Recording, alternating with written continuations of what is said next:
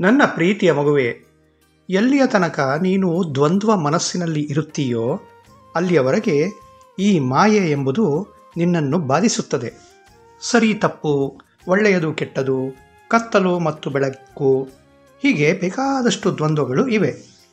ಧೂಳಿನ ಒಂದು ಚುಕ್ಕೆಯಿಂದ ಹಿಡಿದು ದೊಡ್ಡ ಗಾತ್ರದ ಸ್ಮಾರಕಗಳ ತನಕ, ತೋರಿಕೆಯ ಕುಶಲತೆಯಿಂದ ವಿವೇಕವುಳ್ಳ ಜ್ಞಾನಿಯ ತನಕ ಎಲ್ಲರೂ ಒಂದೇ ಮೂಲದಿಂದ ಬಂದವರು.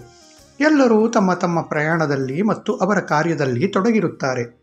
ಹಾಗಾಗಿ ಯಾವತ್ತೂ ನೀನು ಮಾತ್ರ ಉಚ್ಚ ಸ್ಥಾನದಲ್ಲಿದ್ದೀಯಾ ಎಂದು ಅಂದುಕೊಳ್ಳಬೇಡ. ಬೇರೆಯವರಿಗೆ ಅವರ ದೈವಿಕ ಸಾಮರ್ಥ್ಯ ಕುರಿತು ಅರಿವು ಇರುವುದಿಲ್ಲ ಅಷ್ಟೇ. ಬೇಕಾದರೆ ನಿನ್ನನ್ನು ನೀನು ಕಾಪಾಡಿಕೋ ಮತ್ತು ಸಾಧ್ಯವಿದ್ದಲ್ಲಿ ಒಂದು ಹೆಜ್ಜೆ ಹಿಂದೆ ಇಡು. ಆದರೆ ಬೇರೆಯವರನ್ನು ಕೀಳರಿಮೆಯಿಂದ ನೋಡದಿರು. ಇದು ನಿನ್ನ ಆಧ್ಯಾತ್ಮಿಕ ಪ್ರಗತಿಯ ದೃಷ್ಟಿಯಲ್ಲಿ ನಿನಗೆ ಕೊಟ್ಟ ನಿಜವಾದ ಪರೀಕ್ಷೆಯಾಗಿದೆ.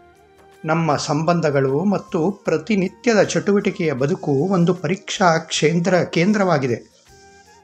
ಹಾಗಾಗಿ ನನ್ನ ಸಚ್ಚರಿತೆಯನ್ನು ಓದು ಮತ್ತು ಅದರ ಆಳವಾದ ಒಳಾರ್ಥದ ಬಗ್ಗೆ ವಿಚಾರ ಮಾಡು. ನಾನು ನಿನ್ನ ಸುತ್ತಮುತ್ತಲೇ ಇರುತ್ತೇನೆ. ಸದಾ ಸಂತಸದಿಂದ.